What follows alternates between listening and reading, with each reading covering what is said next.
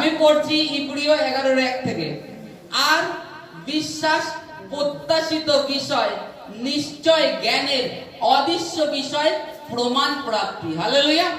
এখানে পয়েন্টটা দেখো কি বলছে, বিশ্বাস প্রত্যাশিত বিষয়, নিশ্চয় জ্ঞানের অদৃশ্য বিষয় প্রমাণ প্রাপ্তি। অদৃশ্য বিশ্বাস, শুনছি বিশ্বাস, কিন্তু দেখা যায় না, তা সত্ত্বেও সে প্রমাণ প্রাপ্তি সহ রয়েছে যে বিশ্বাস বলে কিছু আছে, বিশ্বাস বলে কিছু আছে অদৃশ্য, কিন্তু তা সত্ত্বেও আমরা সকলে বলি বিশ্বাস করে। এটা রয়েছে অদৃশ্য, দেখতে পাচ্ছি না, কিন্তু বিশ্বাস সে কার্য করে যাচ্ছে। যদি বিশ্বাসের মতো বিশ্বাস করছো তাহলে কাজ করে যাবে তোমার জীবনে। আর যদি না করো তাহলে একটা জগতের সাধারণ মানুষের মতন, যেরকম আরো 5টা লোক জীবন যাপন করছে সেই রূপ তুমিও হয়ে যাবে। তাদের জীবনটা কি? তাদের জীবনটা কি?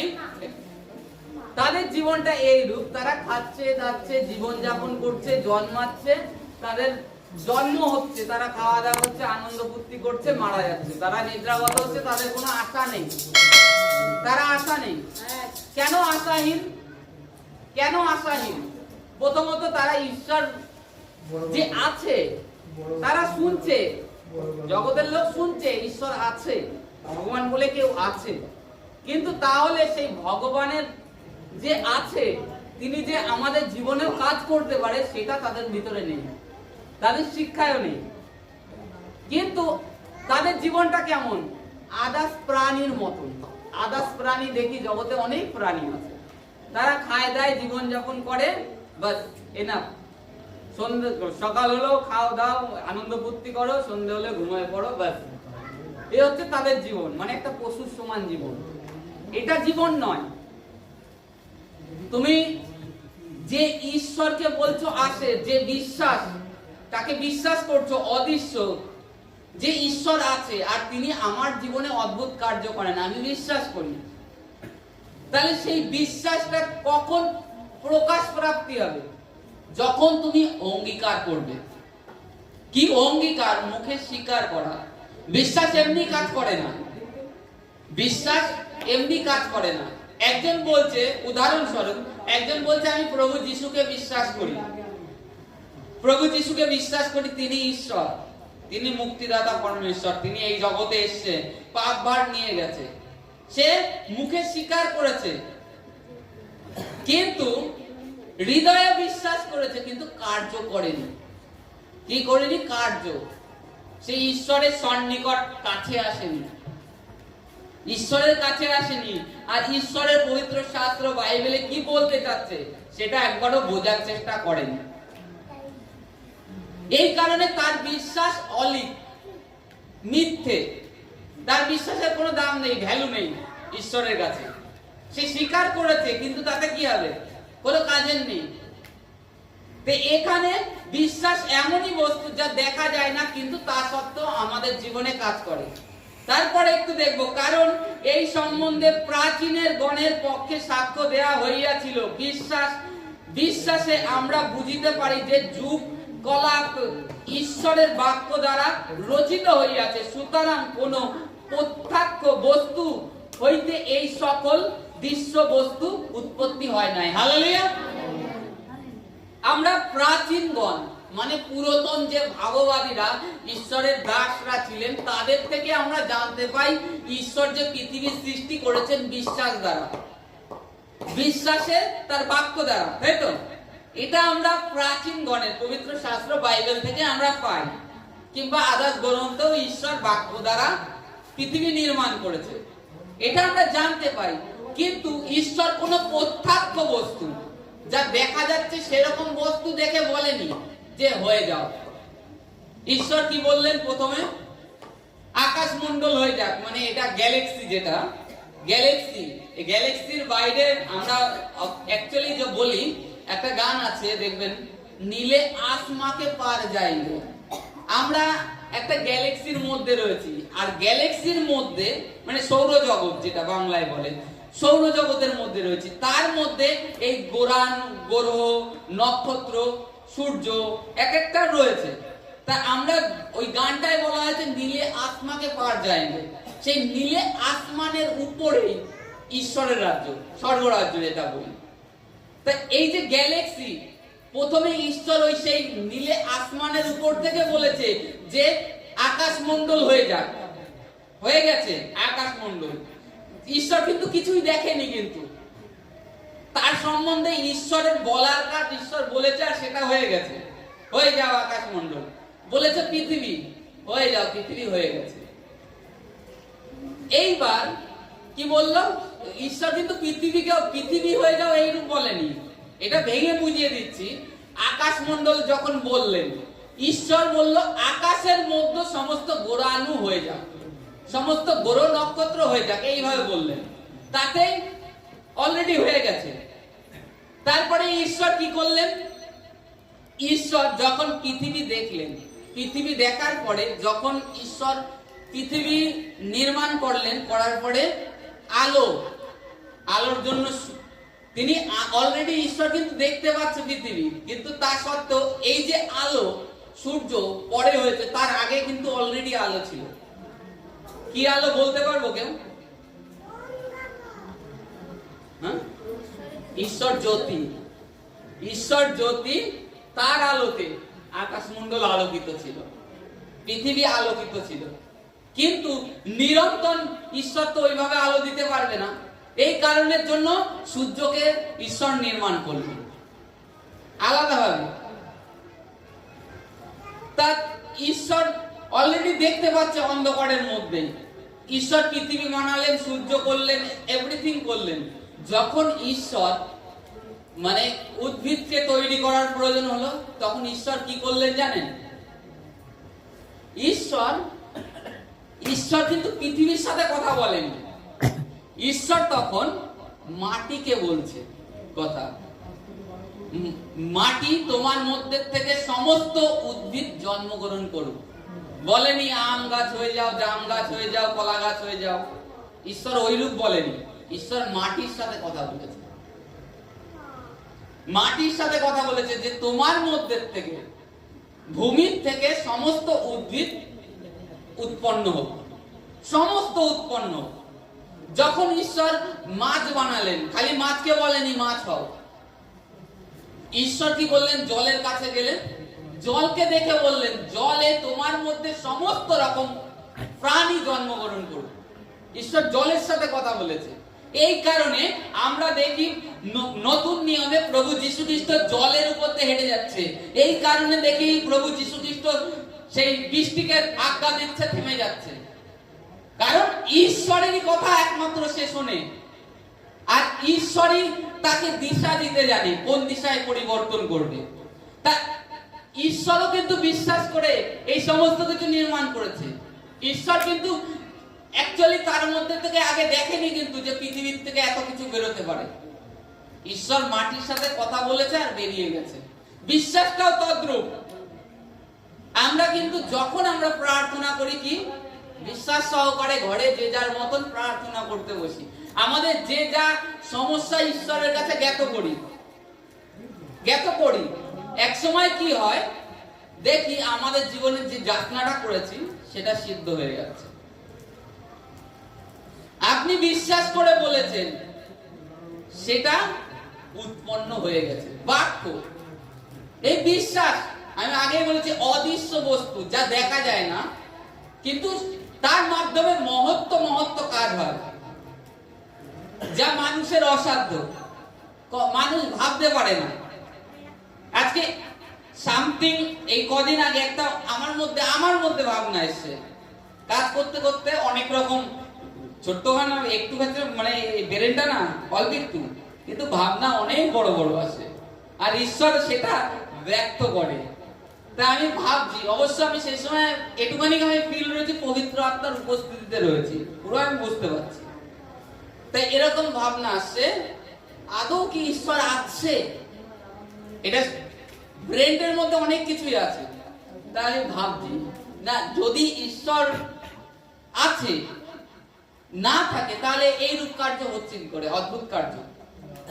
তারপরে আবার ঝম করে এরকম ভাবতে ভাবতে বাড়িতে এসেছি। আসলে পরে আমি স্নান করছি, কল চাপছি, কল চাপতে চাপতে একটা ভাব ঝম করে যে দেখ কলের থেকে জল উঠছে, চাপলে জল উঠছে, তার নিচে আগুন আছে, জানিস এটা কে করেছে? বলতে পারেন? এই যে জল আমরা টিউবওয়েল চাপছি, জল উঠছে কিন্তু তার নিচে আগুন আছে, জানি আমরা। লাভা যেটা বেরোয় সেটা কোথা থেকে আছে? পৃথিবীর থেকে আসে। তাহলে ঈশ্বর কি পদ্ধতিতে এই পৃথিবীকে তৈরি করেছে বুঝতে পারছেন? জল উপরে রয়েছে, তার নিচে কিন্তু আগুন রয়েছে। তাই কি মানুষের সাধ্যের আছে? এটা কি? এটাই পবিত্র আত্মা আপনাকে ভাঙিয়ে বুঝিয়ে দিচ্ছে, দেখ আমি তোর রয়েছি। এই যে এখন আমরা শীত অনুভব করছি, এই শীত কোথায় থাকে? আরো 3 মাস কোথায় থাকে? সেই সময় কেন আসে না? 3 মাস বর্ষা আসে, কেন আসে না? তার আগে 12 মাস কেন হয় না? কিংবা গরম 12 মাস কেন পড়ে না? এটা ঈশ্বর সৃষ্টি করে দিয়েছে।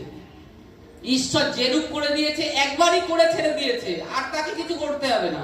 কারণ এই যে সমস্ত গ্রহ ঈশ্বরের দ্বারা নির্মিত হয়েছে, আর তারা ঠিক ঈশ্বরের কার্য করেই যাচ্ছে, ঈশ্বর যে কার্য দিয়েছে। কিন্তু আমরা মানুষ বিশ্বাস থেকে, ঈশ্বরের বিশ্বাস থেকে পথভ্রষ্ট হয়ে যায়। এখানে লেখা আছে প্রাচীনগণ দ্বারা সাক্ষ্য দেয়া হয়েছে, কি? পবিত্র আত্মার মাধ্যমে। তারপরে লেখা আছে, পরে আর একটু নিচে যাব, যে বিশ্বাসে হেবল 4 থেকে, বিশ্বাসে হেবল ঈশ্বরের উদ্দেশ্যে কইন অপেক্ষা শ্রেষ্ঠ উৎসর্গ করিলেন, এবং তার দ্বারা তাহার পক্ষে এই সাক্ষ্য দেয়া হইয়াছিল যে তিনি ধার্মিক। ঈশ্বর তাহার উপহারের পক্ষে সাক্ষ্য দিয়াছিলেন, এবং তার দ্বারা তিনি মৃত হইলেও এখনো কথা কইতেছেন। বিশ্বাসে হানক লোকান্তে মৃত হইলেন, যেন মৃত্যু না দেখিতে পান। তাহার উদ্দেশ্য আর পাওয়া গেল না, কেননা ঈশ্বর তাহাকে লোকান্তে লইয়া গেলেন। হালেলুয়া। বিশ্বাসে হেবল কইন অপেক্ষা ধার্মিক গণিত হলেন। কেমন? কইন কি? কইনের মধ্যে কি বিশ্বাস ছিল? কইন ভাবতো নিজেকে যে আমি খুব সুন্দর ভেট উৎসর্গ করতে পারি ঈশ্বরের সম্মুখে। আমার চাষবাসের যে সমস্ত ফল সামগ্রী দেখতে সুন্দর, এক একটা ফল এক এক রকম, সেগুলো নিয়ে ঈশ্বরের সম্মুখে উপস্থিত হব তো ঈশ্বর বেশি খুশি হবে আমার ভাইয়ের অপেক্ষা। ভাই তো খালি মেষ, ভেড়া, যেটা পশুপালক ছিল, তা পশুপালন করত, তার থেকে একটা উত্তম একটা মেষ নিয়ে ঈশ্বরের সম্মুখে বলি দেয়। তার মনে যে হিংসা সেটা ছিল না, কিন্তু তার দাদার মনে সেই হিংসাটা ছিল। কেমন হিংসা? সে ভাবছে যে আমার ফল উত্তম, এক একটা ফল এক এক রকম, ঈশ্বর এতে সন্তুষ্ট হবে। কিন্তু হেবল সেটা ভাবেনি। হেবল ভেবেছে আমার যেটুকুখানি কাছে আমি অন্তঃকরণ থেকে একটা সুন্দর, তার যে যত ভেড়া ছিল তার মধ্যে থেকে, কিংবা ছাগল ছিল তার মধ্যে থেকে উত্তম যেটা, সেটা দিয়েছে। সে এইরূপ হৃদয়কে খুলে দিয়েছে যে ঈশ্বর বেকা হোক প্যারা হোক, আমি আমার হৃদয় থেকে দিচ্ছি। অন্তঃকরণ পরিষ্কার করে দিয়েছে। আজকে বিশ্বাসীরা অন্তঃকরণ পরিষ্কার করে না, দেয় অবশ্য, অন্তঃকরণটা পরিষ্কার নয়। তো এখানে বিশ্বাসে কিন্তু হেবল কিন্তু আজও জীবিত আছে, আজও জীবিত রয়েছে হেবল। বাইবেলে এটাই আমাদেরকে বলছে, বিশ্বাসে হেবল আজও জীবিত আছে। আর হানক বিশ্বাসের জন্য লোকান্তে নিত হয়েছে, মানে সশরীরে স্বর্গরোহণ করেছে। বাইবেলে 3 জন ব্যক্তি আমরা দেখতে পাই, তারা সশরীরে স্বর্গগমন করেছে। এই হানককে আর খুঁজে পাওয়া যায়নি, ঈশ্বর তাকে তুলে নিয়েছে। আর স্বর্গের পথের রাস্তা তিনি জানতো, স্বর্গের পথের রাস্তা এই হানক জানতো। আর সেটা আপনি ইহুদি কিতাব, ইহুদি বাইবেল, ইহুদিদের কাছে যে গ্রন্থ আছে, ইহুদি গ্রন্থ, তাদের গ্রন্থ আছে, সেই গ্রন্থটাও তারাও সাইড করে দিয়েছে, ওরাও সাইড করে দিয়েছে। আগেকার যে যাজকরা ছিল তারাও সাইড করে দিয়েছে। আর এই হানকি জানতো যে ঈশ্বরের কাছে সশরীরেও যাওয়া যায়, সশরীরে ঈশ্বরের রাজ্যে পৌঁছে যাওয়া যায়। আর এলিয়া তাকে নিয়েছিল, আর দ্বিতীয়ত প্রভু যীশু খ্রিস্ট। আজকে দেখুন, এই হানকও আমাদের মতন রক্ত মাংসের মানুষ ছিল, রক্ত মাংসের মানুষ ছিল, কিন্তু তাহলে সে সশরীরে কি করে গেল? তার মধ্যে সেই বিশ্বাসটা অন্যরকম ছিল। বিশ্বাসী, এখানে আমি কি বলছি, প্রথম থেকে বিশ্বাস, তার মধ্যে অন্যরকম বিশ্বাস ছিল, অন্যরকম বিশ্বাস ছিল যে ঈশ্বর যখন আমাকে পাঠিয়েছে আমি সশরীরেও ঈশ্বরের রাজ্যে যেতে পারবো, এইরূপ তার মধ্যে বিশ্বাস ছিল। আর সেটা আমাদের মতন সাধারণ বিশ্বাস নয়, একটা সর্ষের দানার মতন বিশ্বাস ছিল।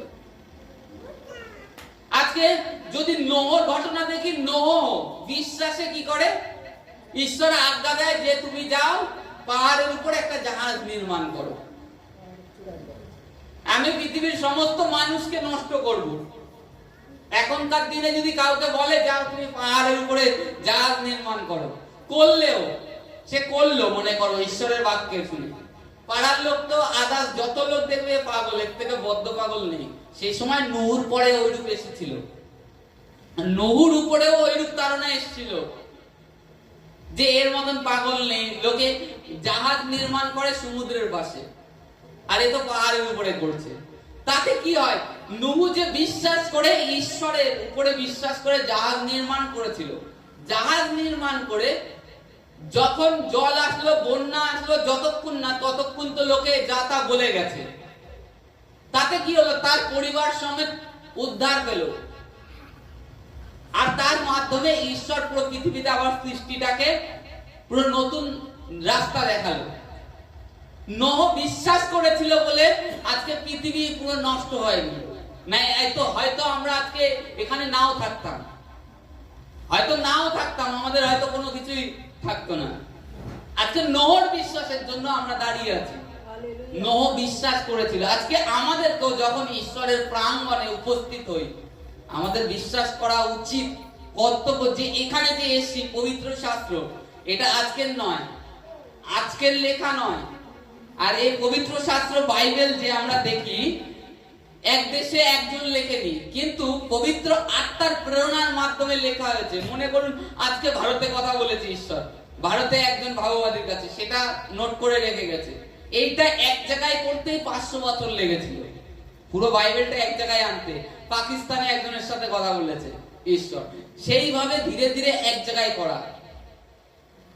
আর বিশ্বাস যদি দেখি যে বিশ্বাস কাজ করে কিভাবে, আজকে আর নতুন নিয়ম